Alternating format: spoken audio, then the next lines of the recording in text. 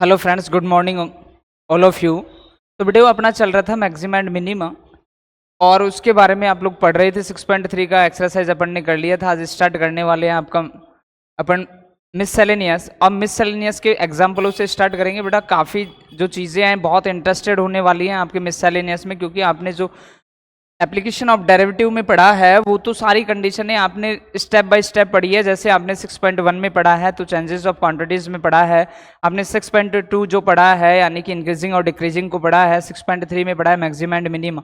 यानी कि आपको जो भी प्रोसेस स्टेप बाय स्टेप जो करने थे वो यानी कि आपने 6.3 पढ़ा कंप्लीट, आपने मैक्सिमा और मिनिमा के बारे में ही काम किया। 6.2 आपने पढ़ा इंक्रीजिंग और डिक्रीजिंग को ही देखा। लेकिन मिससेलेनियस का मीनिंग होता है आपका कि आपने जो भी पूरी एक्सरसाइज एप्लीकेशन ऑफ डेरिवेटिव में क्या क्या काम किया है वो सारे सवाल आपको यहाँ मिलने वाले हैं। यानी कि एक तरीके से आपका रिवीजन होने वाला है किसका, मैक्सिमम एप्लीकेशन ऑफ डेरिवेटिव का। तो बेटा लास्ट वीडियो तक बने रहे। आज आपका मिससेलेनियस स्टार्ट करें। काफी इंटरेस्टेड चैप्टर ये होने वाला है। आपको काफी अच्छे अच्छे सवाल मैक्सिमा और मिनिमा से रिलेटेड आपको यहाँ एग्जाम्पलों में मिलने वाले हैं। कुछ नई चीजें सीखने को मिलेंगी। तो आइए देखते हैं आप मैक्सिमा और मिनिमा के मिससेलेनियस को, विविध को, कि किस तरीके से इसके विविध में कैसा कॉम्बिनेशन आपको मिलने वाला है और कैसे उनका आपको सवालों का जवाब देना है। तो देखिए बेटियों, आपका एग्जाम्पल नंबर 30 है, क्योंकि अब तक के जो एग्जाम्पल अपन पढ़ चुके हैं 29 तक वो कंप्लीट एक्सरसाइज 6.1, 6.2 और 6.3 में आप पढ़ चुके हैं। अब आपका मिससेलेनियस का जो फर्स्ट एग्जाम्पल है वो है एक कार समय t = 0 पर बिंदु P से चलना प्रारंभ करके बिंदु Q पर रुक जाती है। कार द्वारा t सेकंड में तय की गई दूरी x मीटर में x = दे दिया। यानी कि आपको कहा है कि कोई भी यानी कि कार है जो बिंदु P से चलना स्टार्ट करती है और कहां पर पहुंचती है, बिंदु Q पर पहुंचती है। और बिंदु Q पर पहुंचने के बाद ये क्या हुआ सर,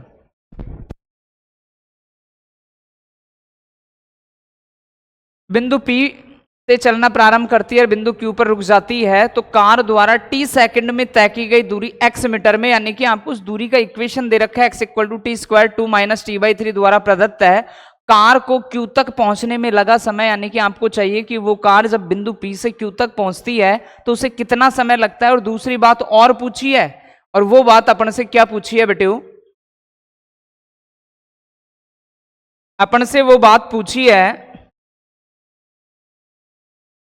कि PQ के बीच की दूरी भी आपको डिफाइन करनी है कि जो P से Q के बीच की दूरी जो कार ने तय की है वो दूरी कितनी होगी। तो देखिए बेटे, आपको एक दूरी का इक्वेशन दे रखा है और आपसे पूछा है कि जब समय t = 0 हो तो P से चलना प्रारंभ करे तो Q पर रुक जाती है। तो कार द्वारा t सेकंड में तय की गई दूरी कि वो t सेकंड में कितनी दूरी तय कर लेती है। तो दूरी को ज्ञात करने के लिए अपन को पहले क्या चाहिए, समय चाहिए। आपको वो समय डिफाइन करना होगा कि वो कार P से कितने समय तक चली ताकि वो किस पर पहुंच गई, Q दूरी पर। जब अपन को समय मिल जाएगा तो x = t² 2 - t/3 के इक्वेशन में जब वो वैल्यू पुट करेंगे तो आपको क्या आ जाएगा, उस समय t पर उस बिंदु की PQ के बीच की क्या आ जाएगी दूरी, यानी कि PQ के बीच की दूरी आपको ज्ञात करनी है तो वो दूरी आपको मिल जाएगी। तो देखिए बेटे, करते हैं कैलकुलेशन। जो आपको दे रखा है x = आपको दिया गया t² 2 - t/3, यानी कि ये एक दूरी का इक्वेशन दे रखा है आपको ऑलरेडी। और आपका है कि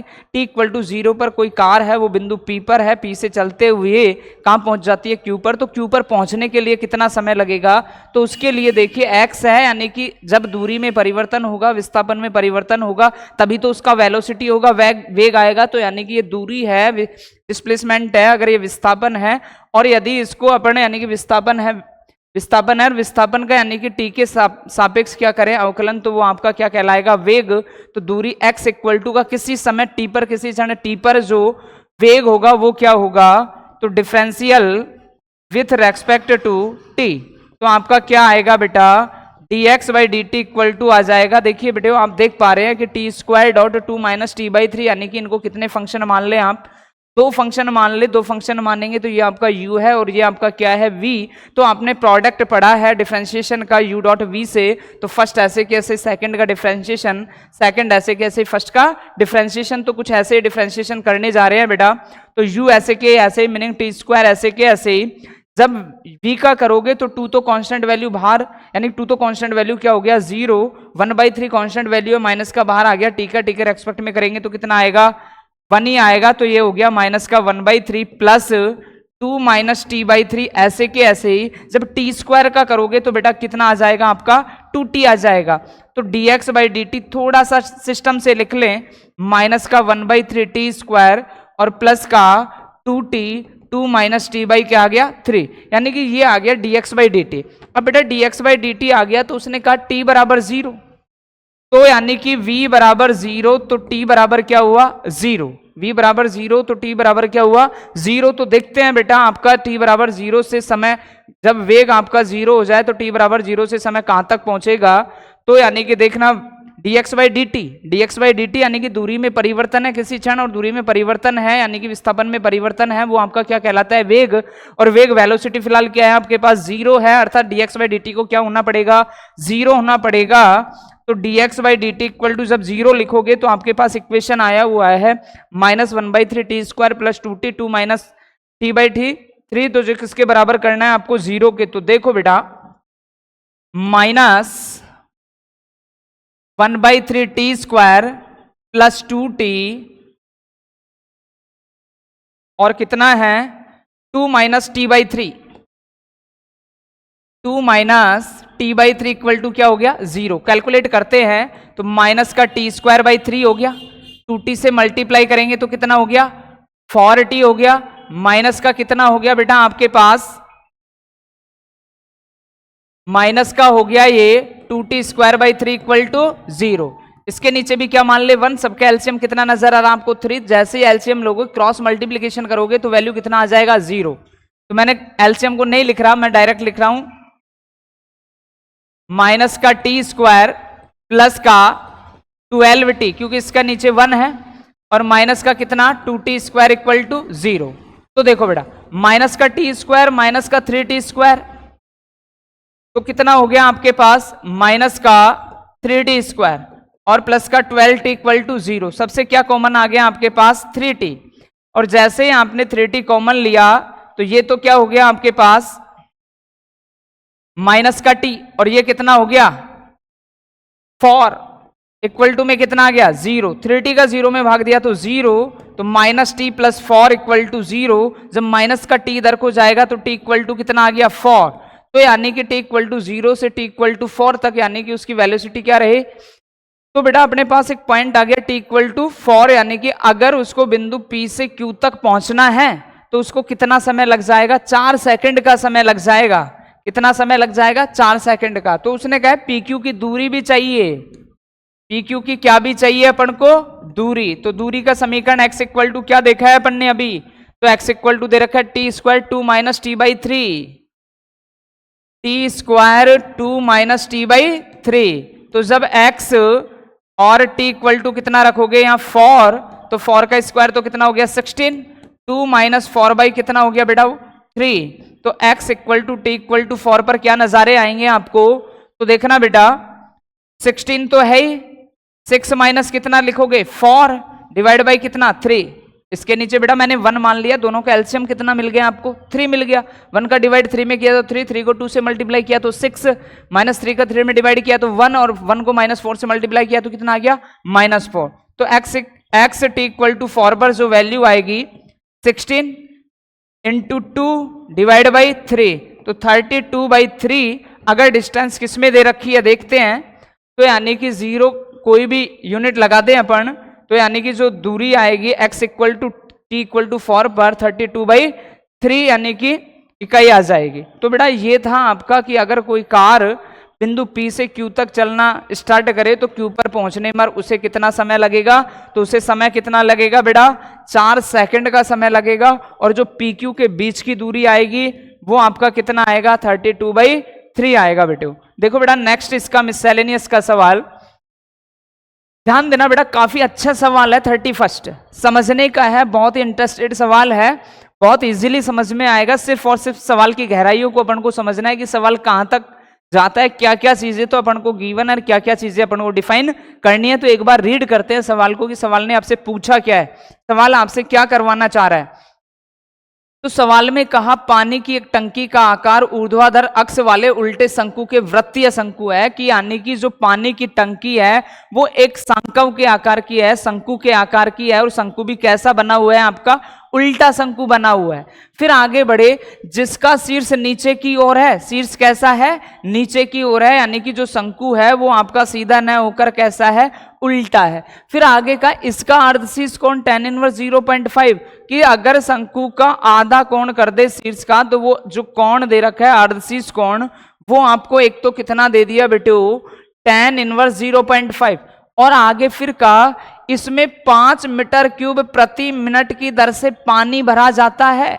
यानी कि अगर कल को वो टंकी उल्टे शंकु के आकार की है और आप उसमें क्या डाल रहे हैं, पानी, और पानी का मतलब आयतन में परिवर्तन दे रखा है, और आयतन में परिवर्तन कितना दे रखा है आपको, 5 मीटर क्यूब प्रति मिनट, कि जो उसका यानी कि प्रति मिनट जो आयतन बढ़ता है वो किस हिसाब से बढ़ता है, 5 मीटर क्यूब पर मिनट के हिसाब से, यानी 5 मीटर क्यूब 1 मिनट में बढ़ता है। फिर आगे कहा, पानी से भरा जाता है, पानी के स्तर की बढ़ने की दर उस क्षण ज्ञात कीजिए।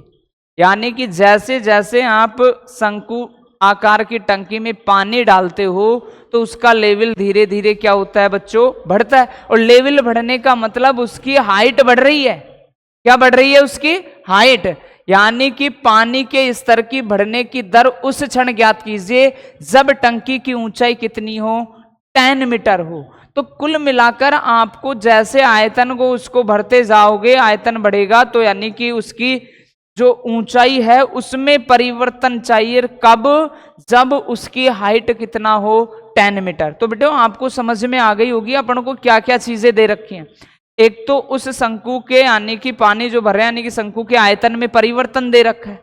एक शंकु का अर्धशीर्ष कोण क्या दे रखा है, अल्फा दे रखा है। और क्या पूछा है, उसकी ऊंचाई में परिवर्तन यानी कि h में परिवर्तन पूछा है। और कब पूछा है, यानी कि जब ऊंचाई कितनी हो, 10 मीटर हो। तो देखते हैं बेटा क्या क्या चीजें हैं, किस तरीके से अपन को इसका सॉल्यूशन करना है। तो ये रहा बेटा अपना उल्टे यानी कि शंकु के आकार की कोई टंकी, इसकी ये हाइट हो गई जिसको मैंने मान लिया स्मॉल h। ये जो यहां से लेके यहां तक कोई भी नामांकन मैं कर देता हूं, ये a हो गया, ये b हो गया, ये c हो गया। तो इसको रेडियस मैंने क्या मान ली, r, कि OC जो है इस शंकु की OC वो क्या है, स्मॉल r, और जो OB है वो क्या है, स्मॉल h। एक बात और है, इसका अर्धशीर्ष कोण मैंने फिलहाल क्या मान लिया है, अल्फा। अर्धशीर्ष कोण क्या मान लिया है, अल्फा। तो अब आपको जो चीज गिवन है बेटा उनका उपयोग करो, यानी कि आपको काम स्मार्ट तरीके से करना है, हार्ड तरीके से नहीं करना है। यानी कि आपको स्मार्ट वर्क करना है अगर आज की दुनिया में आपको आगे बढ़ना है। तो जो चीजें आपको एनवायरनमेंट में हैं उनका उपयोग करना सीखे।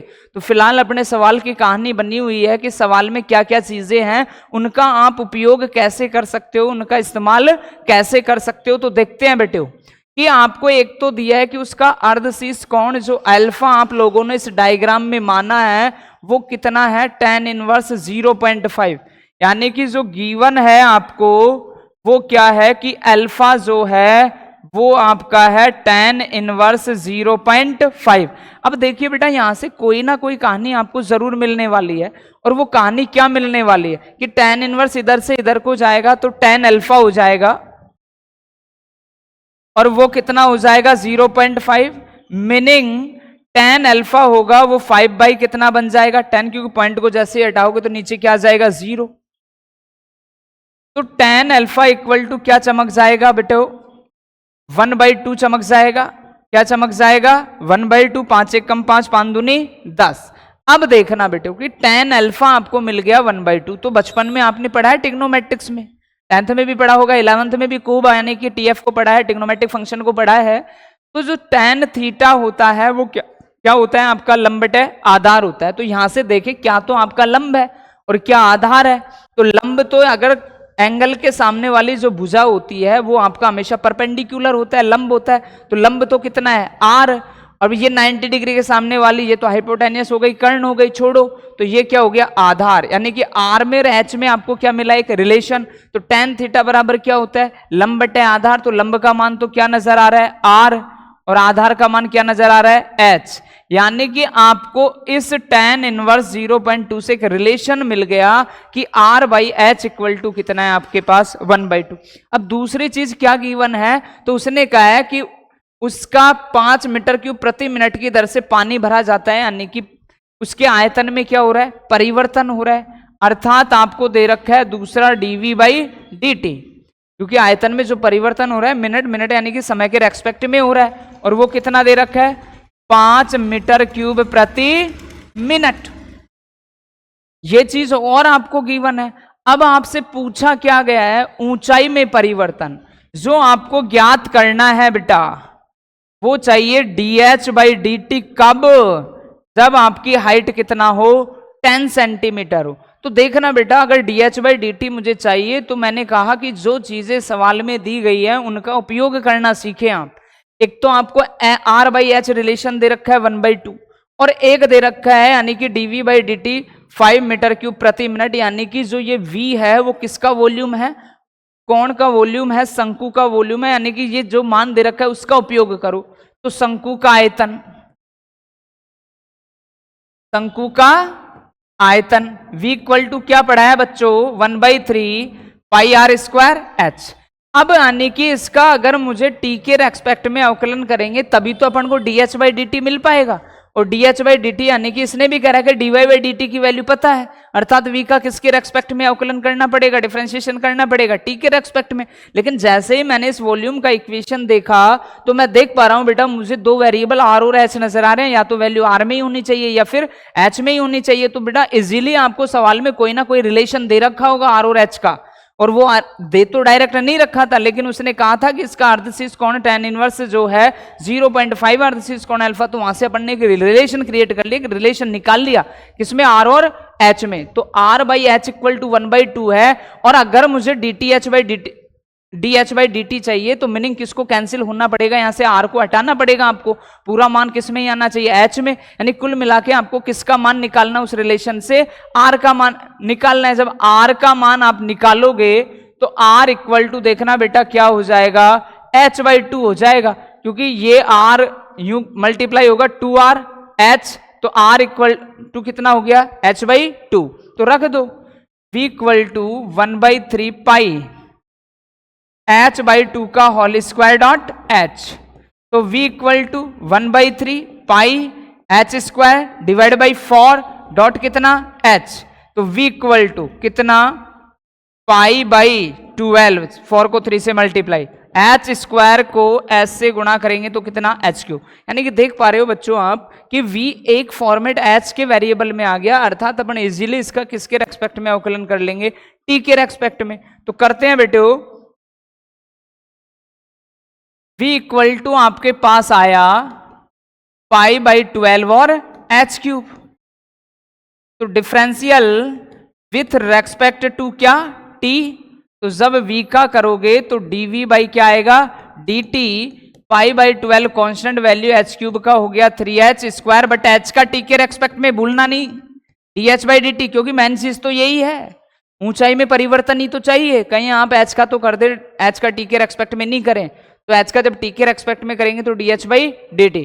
तो dv बाई dt आयतन में परिवर्तन कितना दे रखा था, 5 मीटर क्यूब पर मिनट, 3 चौक 12, तो ये कितना हो गया, pi by 4 h square dh by dt। किसका मान चाहिए, dh बाई dt का।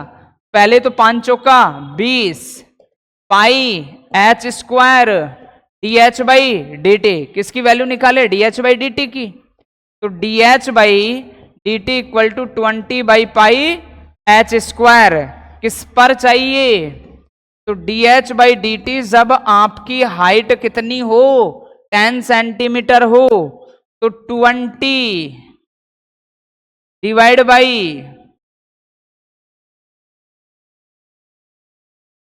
कितना, 10 का स्क्वायर और कितना पाई। तो dh by dt h equal to 10, 20 by 100 pi, 1 0 से 1 0, 2 पंजो 10, क्या चमका 1/5 पाई। तो ऊंचाई है, अगर यूनिट की बात करें तो सेंटीमीटर प्रति मिनट, तो उसकी जो ऊंचाई में परिवर्तन आएगा बेटा, जो आपसे कहा था क्या कि पानी के स्तर की बढ़ने की दर उस क्षण ज्ञात कीजिए जब टंकी की ऊंचाई क्या हो 10 सेंटीमीटर, तो जो पानी के बढ़ने की जो दर है वो आपका कितना आ गया 1/5 पाई सेंटीमीटर प्रति मिनट। तो देखिए बेटो नेक्स्ट आगे देखते हैं मिससेलेनियस का।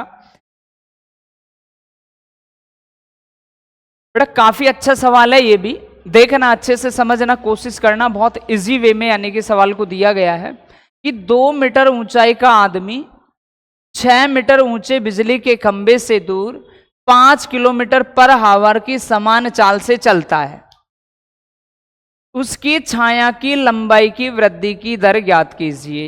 यानी कि एक खंभा है जिसकी ऊंचाई 6 मीटर दे रखी है, और यानी कि बिजली का खंभा है जिसकी ऊंचाई कितनी दे रखी है 6 मीटर, और कोई व्यक्ति है जिसकी ऊंचाई कितनी है 2 मीटर, और खंबे से दूर कोई 5 किलोमीटर पर आवर की समान चाल से कोई व्यक्ति चलना स्टार्ट करता है, और जब वो चलना स्टार्ट करता है तो उसकी छाया में लंबाई की वृद्धि की दर ज्ञात कीजिए। यानी कि जैसे जैसे आप लाइट के खंबे से दूर जाएंगे बेटे तो आपकी छाया की लंबाई भी क्या होगी बढ़ेगी, यानी कि जो आपका परिवर्तन आएगा वो पॉजिटिव आएगा। तो देखते हैं क्या कहानी दे रखी है, किस तरीके का इसका प्रोसेस होने वाला है, जो यानी कि छाया की लंबाई में जो परिवर्तन होगा वो किस तरीके का परिवर्तन होगा। तो देखते हैं कि 6 मीटर बिजली का खंभा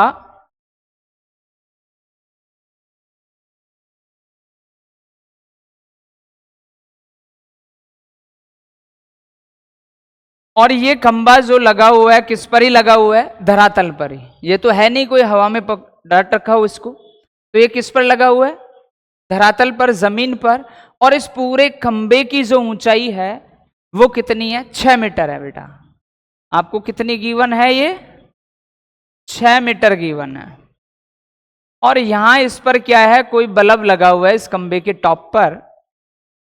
अब यहां कोई व्यक्ति खड़ा है जिसकी हाइट कितनी दे रखी है 2 मीटर, जिसकी हाइट कितनी दे रखी है 2 मीटर। अब आगे का खंबे से दूर 5 किलोमीटर पर आवर की समान चाल से कोई व्यक्ति चलता है, कि मान लीजिए ये स्टार्टिंग में यहां खड़ा था, तो ये जो डिस्टेंस है आपकी, ये जो डिस्टेंस है वो क्या है L है, ये डिस्टेंस कितनी है L, और इस L में परिवर्तन दे रखा है 5 किलोमीटर पर आवर की समान चाल से। तो एक एक चीज जो भी चीज दे रखी है लिखते चलो, dL/dt आपको दे रखा है 5 किलोमीटर पर आवर। अब देखिए बेटे यहां से आने की ये अपन अगर देखें तो ये कोई व्यक्ति 2 मीटर का खड़ा है, ये खंबे की ऊंचाई है प्रेजेंट में ये यहां खड़ा है, और यहां से dL/dt 5 किलोमीटर पर आवर की चाल से ऐसे वो चलना स्टार्ट करता है। अब ऐसे जैसे जैसे वो खंबे से दूर आएगा तो इसकी ये छाया की जो लंबाई है, ये जो छाया बन रही है इसकी लंबाई जैसे जैसे ऐसे दूर जाएगा वो, तो ये छाया की लंबाई भी क्या होगी बढ़ती जाएगी, क्योंकि प्रेजेंट में यहां खड़ा है, यहां से प्रकाश पड़ रहा है, यानी कि उसकी छाया कहां तक है यहां तक है। लेकिन ये जैसे जैसे खंबे से दूर जाएगा तो इसकी छाया की लंबाई भी आगे क्या होती जाएगी बढ़ जाएगी। तो मान लीजिए जब वो यहां से यहां तक खड़ा था तो ये जो छाया की लंबाई है उसको मैंने क्या मान लिया S मान लिया। जो मर्जी आए इन पॉइंटों को मान लो, इसको A मान ले, इसको B मान ले, इसको X मान ले, इसको Y मान ले, इन मानने से कोई फर्क नहीं पड़ता। लेकिन बात समझ में आनी चाहिए कि उसने कहा कि कोई व्यक्ति यहां खड़ा था तो ये जो दूरी थी स्टार्टिंग में वो L थी, और इस L में कैसा परिवर्तन हो रहा था 5 किलोमीटर पर आवर के हिसाब से परिवर्तन हो रहा था।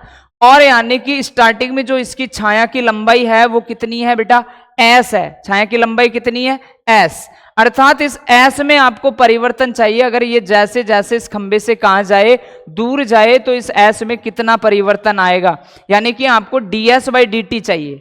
आपको क्या चाहिए, क्या ज्ञात करना है ds/dt ज्ञात करना है। तो उसके लिए आपको क्या करना होगा, तो देखो बेटो इसका कोई भी नामांकन कर दे, ये पॉइंट A हो गया, ये पॉइंट B हो गया, ये पॉइंट C हो गया, ये पॉइंट D हो गया, और ये पॉइंट आपका क्या हो गया E हो गया। ये ऐसे मैंने पॉइंट मान लिए। अब देख पा रहे हैं बेटा इसमें दो ट्रायंगल बन रहे हैं, एक तो ए बी और पूरा डी, ये बड़ा ट्रायंगल, एक बन रहा है ई सी डी एक छोटा, और ये दोनों ट्रायंगल आप देख पा रहे हैं कैसे त्रिभुज हैं, समरूप त्रिभुज हैं। तो देखते हैं बेटे, त्रिभुज ए बी डी समरूप है त्रिभुज ई सी डी के। और बेटे आप पढ़े हो कि जब कोई दो त्रिभुज समरूप त्रिभुज होते हैं तो उनकी संगत भुजाओं के अनुपात भी कैसे होते हैं, समान होते हैं। तो देखते हैं, जब संगत भुजाओं के अनुपात समान होते हैं तो ए बी डिवाइड बाई क्या होगा, E C equal to B D divide by क्या होगा, सी डी। अब देखना ए बी आपको ज्ञात है, कितना ज्ञात है बेटा, 6 मीटर। ईसी आपको ज्ञात है क्या, ईसी, अरे व्यक्ति की लंबाई कितना, 2 मीटर। बीडी कहां है, बीडी ये रहा आपका बीडी, पता है क्या, पता करो, यहां से यहां तक कितना एल, यहां से यहां तक कितना एस। तो अभी रहने दो बीडी को, बाद में देखते हैं बीडी को, पता नहीं है अभी। और क्या है, सीडी, तो सीडी कितना है आपके पास, सीडी कितना है, एस। तो देखो 6/2 को कैंसिल करोगे तो कितना, 3 बीडी डिवाइड बाई कितना, एस। तो बीडी मिल गई बेटा आज अपन को, और वो कितनी मिल गई, 3s। तो बीडी कितनी मिल गई, 3s।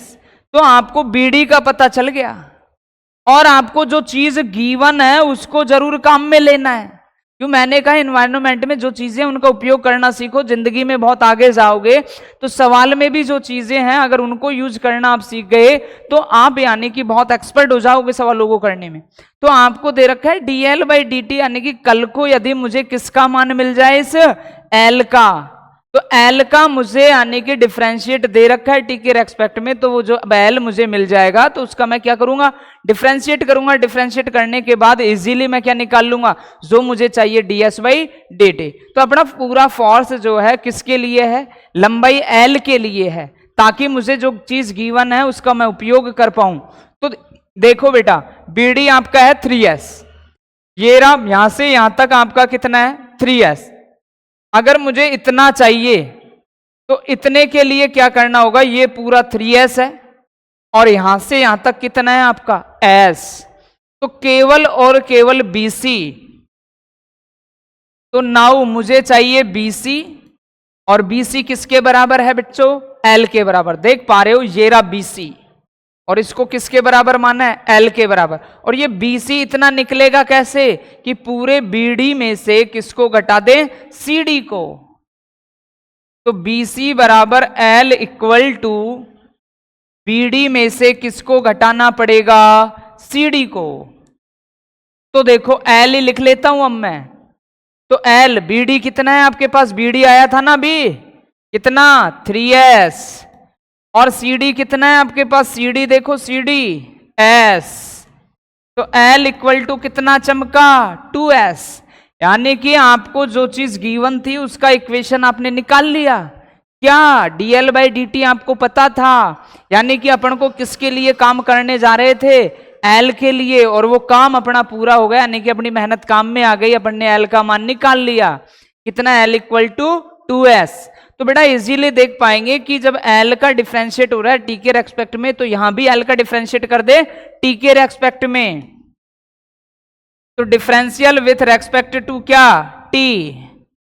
तो dl/dt इक्वल टू 2s का करेंगे तो ds/dt, बस काम हो गया खत्म। क्या पूछा था, ds/dt पूछा था ना, किसका मान पता है, dl/dt का। तो dl/dt का मान कितना दे रखा है, 5। आगे बढ़ते हैं कि आपके पास आया है dl/dt equal to 2ds/dt, 2ds/dt। तो dl/dt की वैल्यू सवाल में कितनी दे रखी है, 5, 2 ds बाई dt। तो अपन को तो किसका मान चाहिए, ds बाई dt का। 2 गुणा में या डिवाइड में आ जाएगा, तो ds by dt equal to आ जाएगा बच्चों 5/2। तो आपकी जो छाया की लंबाई है वो किस कदर बढ़ रही है, 5/2। अगर सेंटीमीटर में है तो सेंटीमीटर, मीटर में है तो मीटर। देख लेते हैं सवाल में, मीटर में है तो यूनिट जरूर लगाएं, मीटर प्रति मिनट या सेकंड, सेकंड ही लग लो, ठीक है। तो इस दर से आपकी उस छाया की लंबाई बढ़ रही है। जब आप किस तरीके से चलें, 5 किलोमीटर पर सेकंड के हिसाब से खंबे से दूर चले, तो आपकी छाया, वो जो छाया है उसकी लंबाई 5/2 मीटर पर सेकंड की दर से बढ़ती रहेगी, ग्रोथ होती रहेगी। तो बच्चों समझ में आई होगी बात। नेक्स्ट आते हैं अगले क्वेश्चन पर।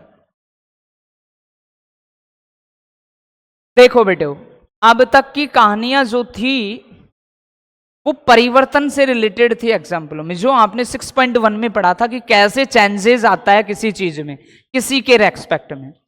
अब अगली जो कंडीशन आई, वर्धमान और ह्रासमान।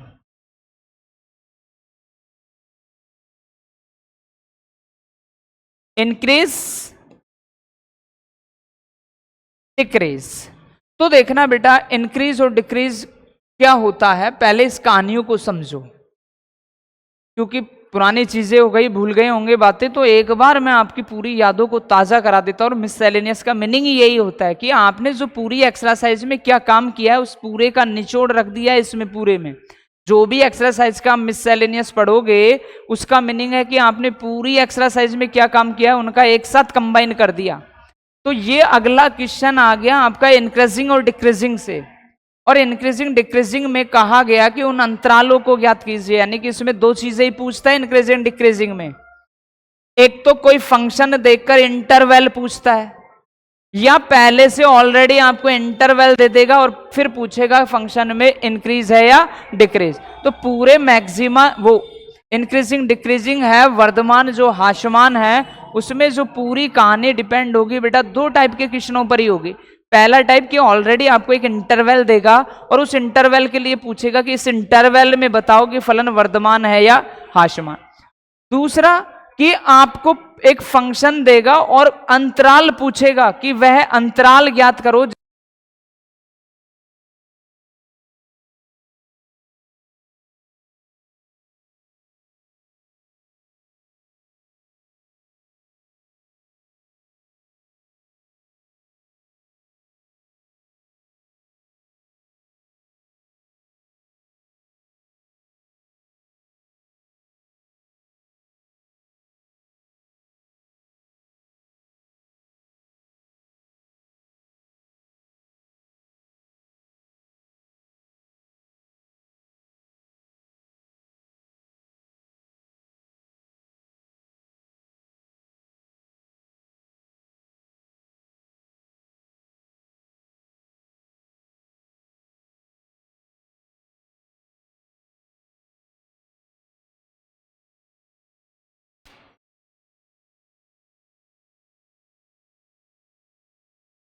तो देखिए बेटे, आवाज चली गई थी थोड़ी। तो मैं बता रहा था इंक्रीजिंग क्या होता है, डिक्रीजिंग क्या होता है। पहले तो उस बात को समझते हैं अपन कि इंक्रीजिंग फंक्शन कब होगा, डिक्रीजिंग कब होगा, यानी कि वर्धमान कब होगा और ह्रासमान कब होगा। तो इंक्रीजिंग के लिए आपको ये कंडीशन चेक करनी है कि आप किसी फलन का अवकलन करें, किसी पॉइंट पर देखें, यदि F dash x is greater than 0 आता है किसी इंटरवल पर, तो आपका फंक्शन कैसा होता है, इंक्रीजिंग होता है। अब बात आती है डिक्रीजिंग की, यानी कि आपका ह्रासमान। तो ह्रासमान के लिए यदि F dash x less than क्या हो जाए, 0 हो जाए, कि कोई भी इंटरवल आपको दे रखा हो जिस पर आपका एफ डैश एक्स का मान 0 से क्या हो, छोटा, मीनिंग आपका फलन कैसा होगा, ह्रासमान।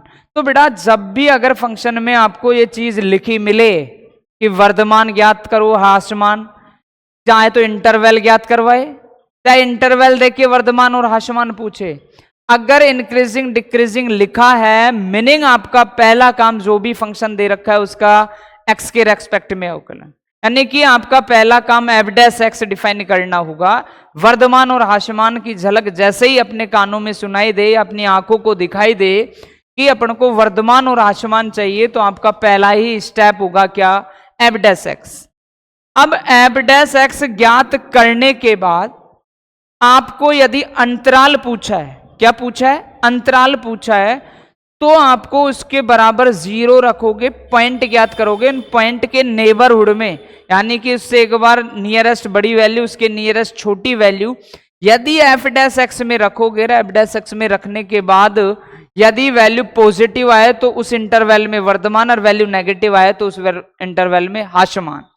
और यदि आपको इंटरवल पहले से दे दे और फिर कहे कि बताइए कि इस इंटरवल में फलन वर्धमान है या हास्यमान, तो उसके लिए आपको क्या करना है, एफ डैश एक्स तो ज्ञात करना ही करना है, सीधे उस इंटरवल को, उस इंटरवल पर देखो एफ डैश एक्स में उस इंटरवल की वैल्यू को रखकर कि एफ डैश एक्स पॉजिटिव आता है कि नेगेटिव। यदि एफ डैश एक्स उस इंटरवल के मानों पर पॉजिटिव आता है, मीनिंग फलन कैसा है, वर्धमान, और एफ डैश एक्स उन इंटरवल के मानों पर नेगेटिव आता है, मीनिंग क्या है, हास्यमान। तो देखिए बेटो, ये बेसिक डेफिनेशन थी अपनी इंक्रीजिंग और डिक्रीजिंग। और पूरे इंक्रीजिंग और डिक्रीजिंग के चैप्टर में दो ही चीजें चलती हैं, या तो फंक्शन देकर आपसे इंटरवल पूछेगा कि कौन से इंटरवल में आपका फंक्शन वर्धमान है और कौन से इंटरवल में आपका फंक्शन हास्यमान, या दूसरी कहानी आपको एक फंक्शन दे देगा, एक साथ के साथ इंटरवल दे देगा और आपसे पूछा जाएगा कि वह इंटरवल बताइए, वह बताइए कि कौन से इंटरवल पर यह फलन वर्धमान है और कौन से इंटरवल पर फलन हास्यमान है। यानी कि जैसे ही आपको आंखों को वर्धमान और हास्यमान दिखाई दे, या कोई आपसे पूछे, आपके कानों में यह ध्वनि सुनाई दे कि वर्धमान और हास्यमान, तो आपका पहला स्टेप यही होगा कि जो भी फंक्शन आपको दे रखा है उसका एफ डैश एक्स ज्ञात करें, उसका एक्स के रेस्पेक्ट में क्या करें, अवकलन करें। तो कुछ देखिए बेटा, सवाल को सवाल में क्या कहा गया, अपन से कहा उन अंतरालों को ज्ञात कीजिए जिसमें फलन ये हो वर्धमान है और हास्यमान। यानी कि कहीं ना कहीं अपन को इनडायरेक्टली यानी कि दिख गया कि अपन को क्या चाहिए, वर्धमान और हास्यमान का क्या इंटरवल चाहिए, और इंटरवल चाहिए तो फर्स्ट स्टेप जो अपना होगा वो क्या ही होगा कि जो भी फंक्शन दे रखा है उसका एक्स के रेस्पेक्ट में क्या ज्ञात करें, अवकलन ज्ञात करें, यानी कि एफ डैश एक्स ज्ञात करें। तो आइए बेटो देखते हैं।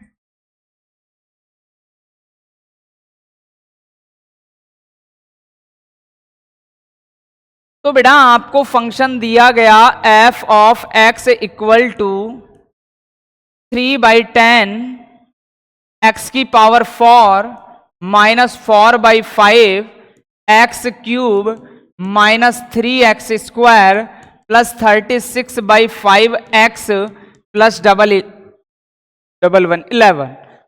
आपको ये फंक्शन दिया और आपसे कहा इंटरवल ज्ञात कीजिए, कौन से इंटरवल पर वर्धमान होगा, यानी वह कौन सा अंतराल होगा जिस पर फलन कैसा होगा, वर्धमान, और कौन सा अंतराल होगा जिस पर फलन कैसा होगा, हास्यमान। तो जैसे ही अपनी आंखों ने देखा वर्धमान और हास्यमान को, तो अपने यानी कि दिमाग को क्लिक कर जाना चाहिए कि अगर कल को मुझे वर्धमान और हास्यमान दिखा है या मैंने वर्धमान और हास्यमान को सुना है, यानी कि फर्स्ट स्टेप आपका क्या होगा, एफ डैश एक्स। तो लिखेंगे differential with respect to x. तो अपन ने देखा f dash x equal to, जब इसका अवकलन करोगे तो 3/10 तो कांस्टेंट वैल्यू बाहर, ये हो गया 4x cube minus 4/5 constant value बाहर, x क्यूब का करेंगे तो 3x square minus x square का करेंगे तो कितना हो जाएगा 6x, डायरेक्ट मल्टीप्लाई करके लिख दिया, 2x होता तो 2 को 3 से मल्टीप्लाई कर, प्लस 36/5 तो कांस्टेंट वैल्यू बाहर आ गई है, x के रेस्पेक्ट में देख रहे हो 1 होगा, और 11 कांस्टेंट वैल्यू का क्या हो गया 0। थोड़ा सा कैलकुलेट कर लो, छोटा कर लो, जो कटता है पिटता है काट लो, जितना भी सिंप्लीफिकेशन होता है कर लो। तो देखो बेटा जैसे ही आप सिंप्लीफिकेशन करने गए तो ये 2 हो गया और ये 5 हो गया, तो कितना 6/5 एक्स क्यूब माइनस ये कुछ कटेगा नहीं तो 12/5 एक्स स्क्वायर, फिर ये कितना माइनस 6x प्लस कितना 36/5। तो आपने एफ डैश एक्स तो निकाल लिया, अब आपसे पूछा है इंटरवल। अगर इंटरवल पूछा है तो हमेशा ही आपको पॉइंटों के लिए एफ डैश एक्स को किसके बराबर रखना है, 0 के बराबर। तो आपको लिखना है नाउ कि एफ डैश एक्स बराबर क्या है आपका, 0 है। तो यानी कि जो ये पूरा इक्वेशन आया है इसको किसके बराबर रखोगे आप, 0 के बराबर। तो देखते हैं बेटो, 6/5 x cube minus 12/5 x square minus 6x plus 36/5 equal to क्या लिख दिया, 0। अब सबका एलसीएम इसके नीचे अगर कल को 1 मान ले, सबका एलसीएम क्या चमक रहा है बेटा, 5, और क्रॉस मल्टीप्लेशन भी साथ के साथ कर दिया तो वो भी क्या हो गया, 0। यानी कि क्या लिख पाए आप, 6x cube minus 12x square. अब यहां 1 का डिवाइड 5 में करोगे तो 5 टाइम 5 को 6 से करोगे तो माइनस का 30x प्लस का 36 इक्वल टू क्या हो गया, 0। कुछ कॉमन आ रहा है क्या, सबसे 6 कॉमन आ रहा है। 6 का कॉमन लेते ही मैंने किस में भाग दे दिया, 0 में। तो वैल्यू 6 का तो हो गया 0। तो यहां तो बचेगा एक्स क्यूब, 6 दूनी 12 तो 2x स्क्वायर, 6 पंजो 23 माइनस का 5x प्लस 6 36 बराबर क्या आ गया, 0। अब देख पा रहे हैं बेटा, ये आपका जो इक्वेशन आया क्यूबिक इक्वेशन आया, और जब भी किसी क्यूबिक इक्वेशन को सॉल्व करना है, मीनिंग अगर x की मैक्सिमम पावर 3 है तो आपको जो x के जीरोज मिलेंगे, एज के x के जो शून्यंक मिलेंगे, x के जो मान मिलेंगे वो कितने मिलेंगे आपको, 3 मान मिलेंगे। और जब क्यूबिक इक्वेशन है, अगर फैक्टर पॉसिबल नहीं है क्यूबिक का कोई, अगर ये 2 का जोड़ा बनाया, ये 2 का जोड़ा बनाया, कुछ कॉमन लिया, सेम कंडीशन सेट नहीं हो रही, तो आपको एक इसका गुणनखंड ढूंढना पड़ेगा। ढूंढने के मतलब है x की कोई ऐसी वैल्यू पुट करें ताकि ये पूरा LHS और इक्वल टू में RHS यानी कि 0, LHS इक्वल टू क्या हो जाए, RHS। तो देखते हैं बेटा कि इसका यानी कि क्या वैल्यू रखे अपन, ताकि वैल्यू क्या आ जाए अपनी, LHS इक्वल टू RHS। तो ये 0 अगर मैंने x के स्थान पर 0 रखा कल को, तो 0 0 0 प्लस का 6 इक्वल टू 0। क्या 6 0 के इक्वल है क्या, नो बेटा, यानी कि इसका एक 0, यानी कि इसका एक जो मान है वो क्या नहीं हो सकता, 0। अब मैंने x इक्वल टू 1 चेक किया, इस पर क्या चेक किया, x इक्वल टू 1। तो देखो बेटा, 1 का क्यूब 1, माइनस का 2, माइनस का 5 और प्लस का 6, बैठ गया जुगाड़। 1 प्लस 6 कितना, 7, माइनस 2 माइनस 5 कितना, -7, 7 से 7 0, यानी LHS इक्वल टू क्या आ गया, RHS। तो यानी कि implies x minus 1 equal to 0। तो x माइनस 1 इक्वल टू 0 इसका क्या हो गया, एक फैक्टर हो गया इस पूरे इक्वेशन का, कि कल को अगर इस इक्वेशन में आप x माइनस 1 का भाग दोगे तो उसका रिमाइंडर आपको क्या मिलेगा, 0। यानी कि इसमें पूरा पूरा भाग चला जाएगा किसका, x माइनस 1 का, यानी एक x का मान तो मिल गया। अब अगर 2 और x के मान अपन को चाहिए तो x माइनस 1 का इस क्यूबिक इक्वेशन में अपन को क्या देना पड़ेगा, भाग। और ये आपका किसका काम है, रफ का कार्य, कि किसी यानी कि इक्वेशन में किसी भी इक्वेशन का कैसे भाग दिया जाता है। और बेटा ये भाग की कंडीशन अच्छे से चेक कर लेना, क्योंकि ये चीजें जैसे ही आप अगला जो नेक्स्ट चैप्टर अपन पढ़ेंगे इंट्रीकेशन, जिसमें इंडेफिनेट इंट्रीकेशन और डेफिनेट इंट्रीकेशन पढ़ेंगे, तो उसमें ये सारी चीजें आएंगी आपके कि कैसे, यानी कि किसी नंबर का इंट्रीकेशन, क्योंकि इंट्रीकेशन तब तक पॉसिबल नहीं होता है जब न्यूमिनेटर और डिनोमिनेटर की पावर सेम हो, या न्यूमिनेटर की पावर बड़ी हो किससे, डिनोमिनेटर से। तो ऐसे भाग देना अभी से ही सीख लेना कि भाग कैसे दिया जाता है। वैसे बचपन से आप यानी कि किसी भी एल्जेब्रिक फंक्शन का एल्जेब्रिक फंक्शन में कैसे भाग दिया जाता है वो इजीली आप लोगों से आता है। तो फिर भी मैं एक बार आपको फिर रिपीट करूंगा कि x माइनस 1 का भाग एक्स क्यूब माइनस का 2x स्क्वायर माइनस का 5x प्लस 6 में कैसे दिया जाता है। तो देखिए ये रफ कार्य है कि एक्स क्यूब माइनस का 2x स्क्वायर माइनस का 5x प्लस 6, और चेक कर लेते हैं एक बार।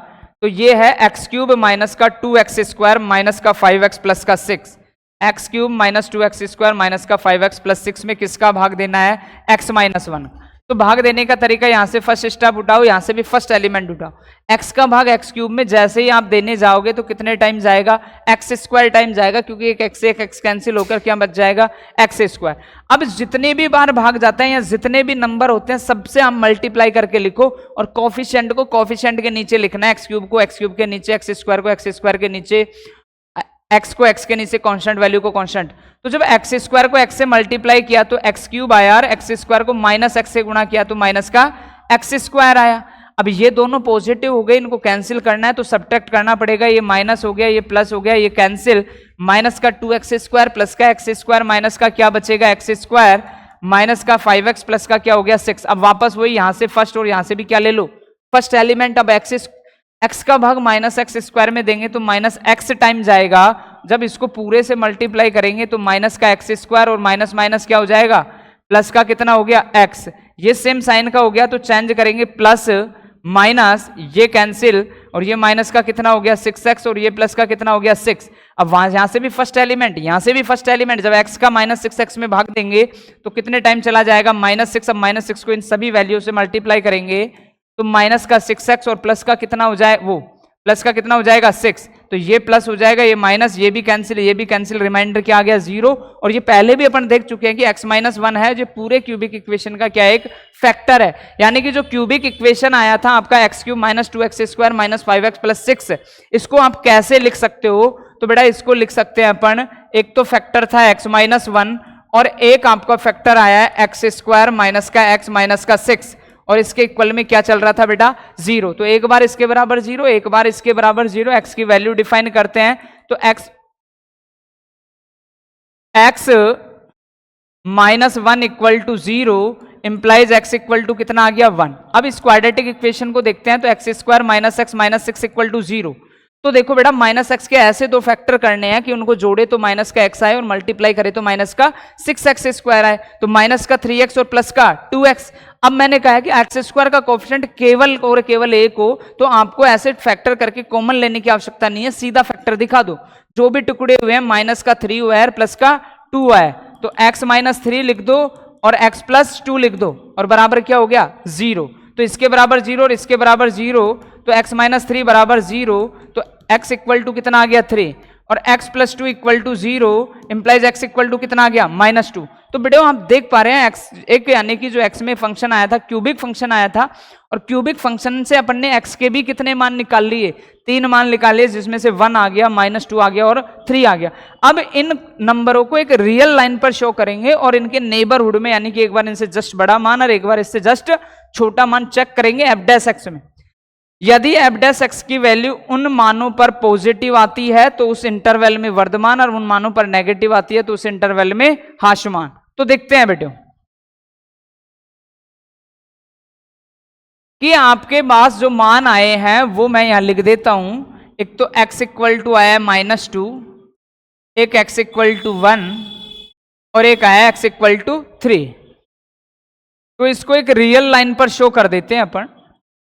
ये तो है -∞ और ये है आपका +∞। यहां मान लीजिए आपका -2 है, यहां 1 है और यहां कितना है आपका 3 है। तो देखना बेटा, यानी कि एक बार इस 3 के नेबरहुड में, यानी कि एक बार 3 से बड़ा मान और 3 से छोटा मान, अब छोटे का मतलब बहुत छोटा नहीं, 1 और 3 के बीच का कोई भी मान। फिर एक बार अपन चेक करेंगे किस पर, 1 पर, एक बार 1 से बड़ा मान और एक बार 1 से छोटा मान। 1 से बड़े का मतलब इतना कि 1 और 3 के बीच का, और 1 से छोटा और -2 का मतलब -2 और 1 के बीच का। और एक बार अपन -2 से छोटा मान और -2 से बड़ा मान, और -2 से बड़े का मतलब -2 और 1 के बीच का, और -2 से छोटा चाहे आप -∞ तक जाए।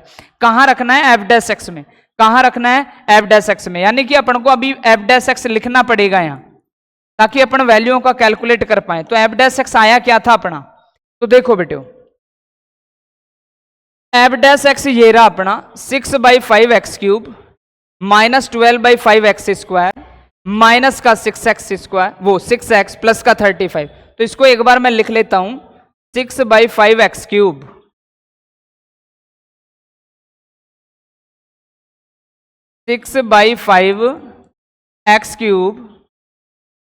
Minus 12/5x² 12/5x² minus 6x और प्लस का 36/5।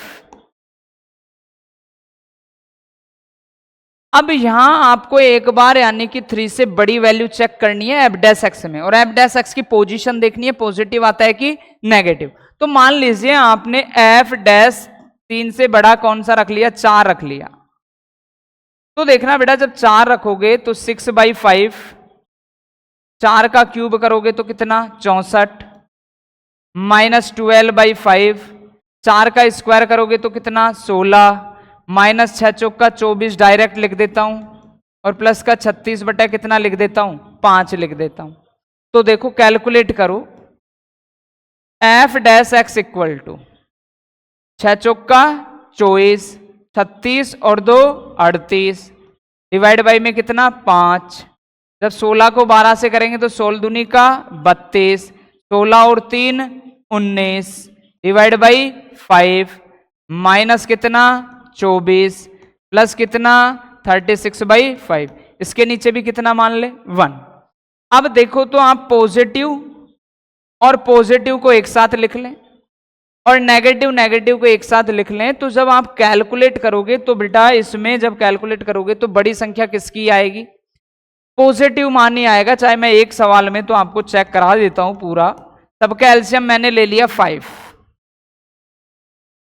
384 मिलेगा, 192 मिलेगा, माइनस 1 का भाग 5 में देंगे 5 टाइम्स आएगा, 5 टाइम को 24 से मल्टीप्लाई करेंगे तो 24 पंजो 120 होगा, प्लस कितना होगा 36 होगा।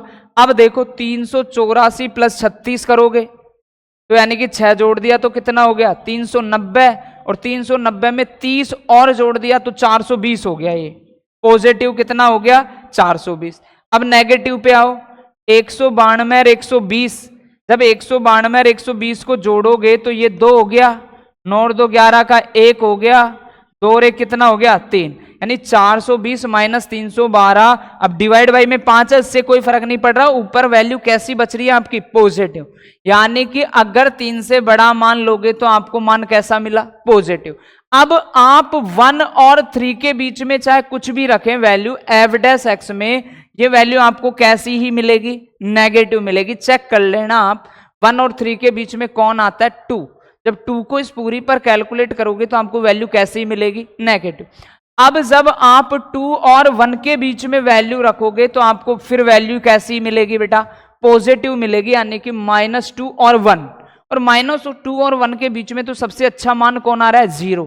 चाहे आप चेक कर लो 0 को एफ डैश एक्स में, ये 0 ये 0 ये 0, एंड 36/5 कैसी वैल्यू है पॉजिटिव, और मैंने भी कैसा ही लिखा है पॉजिटिव। अब इसके बाद जब -2 से छोटे की ओर जाओगे तो ये वैल्यू आपको कैसी मिलेगी नेगेटिव। तो देखना बेटे आप समझना कि जहां जहां जिस जिस इंटरवल में मान पॉजिटिव आया है वो इंटरवल तो आपका कैसा है इंक्रीजिंग, और जहां जहां नेगेटिव आया है वो इंटरवल आपका कैसा है डिक्रीजिंग। तो देखना बेटे कि इंक्रीजिंग यानी कि वर्धमान अंतराल कहां कहां है पॉजिटिव साइन, एक तो इस इंटरवल में एक इस इंटरवल में। तो लिखोगे कैसे -2, 1 यूनियन 3, 2 इनफाइनाइट। तो ये दो इंटरवल हैं जिसमें आपका फलन कैसा होगा वर्धमान होगा। अब बात आती है हाशमान की। तो देखो बेटा जहां जहां नेगेटिव साइन हुए हैं वो कैसा होगा हाशमान। तो -इनफाइनाइट टू -2 यूनियन 1, 2, 3, तो ये इंटरवल आपका कैसा होगा हाशमान। बेटा इंटरवल को लिखते समय ये भी ध्यान रखें हमेशा इंटरवल छोटे से किसकी ओर लिखा जाता है बड़े की ओर। ये नहीं कि इस इंटरवल को 1, -2 आप लिख दे, 1, -2 आपने लिख दिया तो ये इंटरवल क्या हो जाएगा गलत। यानी कि आपको जब भी इंटरवल को शो करना है तो आपके लेफ्ट हैंड साइड की तरफ छोटी वैल्यू होनी चाहिए, राइट हैंड साइड की तरफ कैसी होनी चाहिए बड़ी वैल्यू। तो बेटा ये कुछ मिससेलेनियस के आपके क्वेश्चन थे जो आपको बखूबी समझ में आए होंगे कि किस तरीके से यानी कि परिवर्तन का पढ़ा, वर्धमान और हाशमान का पढ़ा। बाकी के जितने भी क्वेश्चन हैं उनके बारे में अपन नेक्स्ट क्लास में चर्चा करेंगे।